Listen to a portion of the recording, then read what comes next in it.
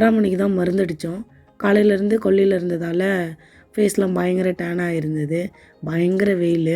என்னடா பண்ணலாம், ஈவினிங் வேறு ஒரு ஃபங்க்ஷன் இருக்குது அப்படின்னு யோசிச்சிட்டே இருந்தேன். அப்போ தான் ஞாபகம் வந்துச்சு, டைனிங் டேபிள் மேலே நிறைய ஆரஞ்சு பழம் இருந்தது. ஒரு ஆரஞ்சு பழத்தை எடுத்துக்கிட்டேன். அதோடய ஜூஸை நல்லா புழிஞ்சு எடுத்துக்கிட்டு அதில் 1லேருந்து 2 ஸ்பூனு ரைஸ் ஃப்ளார் ஆட் பண்ணி ஒரு ஃபேஸ் பேக் தாங்க ரெடி பண்ணி வச்சுக்கிட்டேன். ஃபேஸ் நல்லா பாருங்கள், பயங்கர ட்ரையாக இருக்குது. அந்த ஃபேஸ் பேக்கை அப்ளை பண்ணிவிட்டு ஆஃப்டர் ரிமூவ் பண்ணி காமிக்கிறேன், எப்படி இருக்குன்னு பாருங்கள். நீங்களும் மறக்காமல் ட்ரை பண்ணி பாருங்கள்.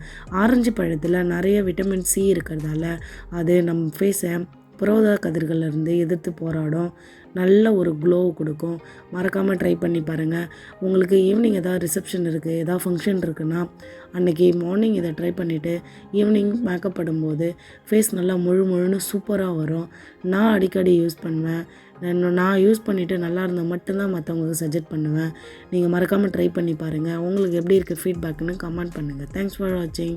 எனக்கு ஃபைனலி அவுட்புட் இப்படி தாங்க இருந்தது.